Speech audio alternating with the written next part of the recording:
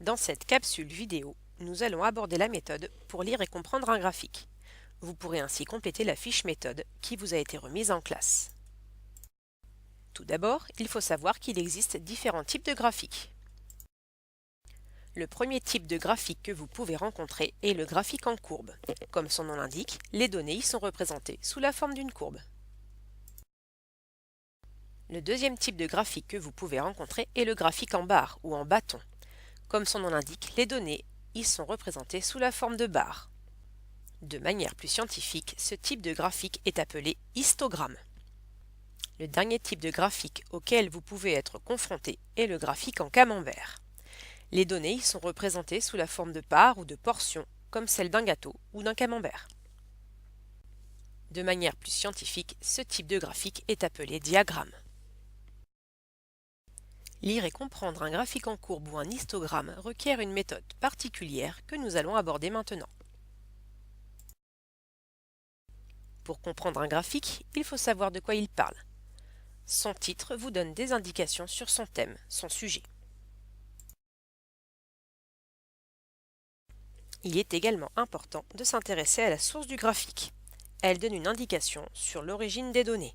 Il peut s'agir d'une institution officielle, d'une ONG, d'une association ou encore d'un syndicat. Dans l'exemple utilisé ici, il s'agit d'une institution officielle, les Nations Unies. Enfin, pour bien lire et comprendre un graphique en courbe ou un histogramme, il faut s'intéresser aux deux axes qui les composent. Tout d'abord, l'axe des abscisses. Il s'agit de l'axe horizontal. Les unités qui y sont représentées sont le plus souvent des années, comme ici, ou encore des pays ou des continents. Quant à lui, l'axe des ordonnées, l'axe vertical, s'exprime plutôt en unités de grandeur, des centaines, des millions, des milliards de quelque chose, ou encore des pourcentages. Dans l'exemple utilisé ici, il s'agit de millions de personnes. Pour terminer, nous allons voir comment interpréter les informations d'un graphique en courbe ou d'un histogramme.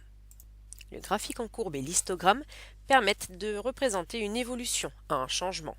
C'est pourquoi, pour bien le comprendre, il faut s'intéresser à la première valeur du graphique et ensuite la comparer avec la dernière. Pour expliquer l'évolution représentée par un graphique, il est nécessaire d'utiliser un vocabulaire précis. Soit les données augmentent, comme ici, soit elles diminuent, comme sur cet exemple,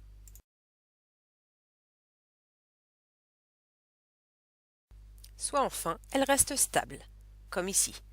On dit alors qu'elles stagnent.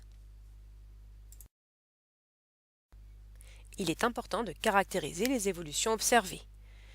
Elles peuvent augmenter ou diminuer fortement, ou bien faiblement.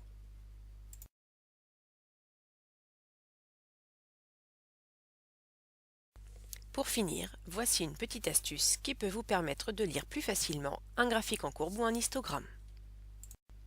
En effet, pour trouver une information la plus précise possible sur un graphique en courbe ou sur un histogramme, vous pouvez vous aider de votre règle pour tracer le chemin entre les données de l'axe des abscisses et celles de l'axe des ordonnées, comme montré ci-dessus. Il ne vous reste plus qu'à compléter votre fiche méthode et surtout à penser à la ramener pour le prochain cours, car vous en aurez besoin.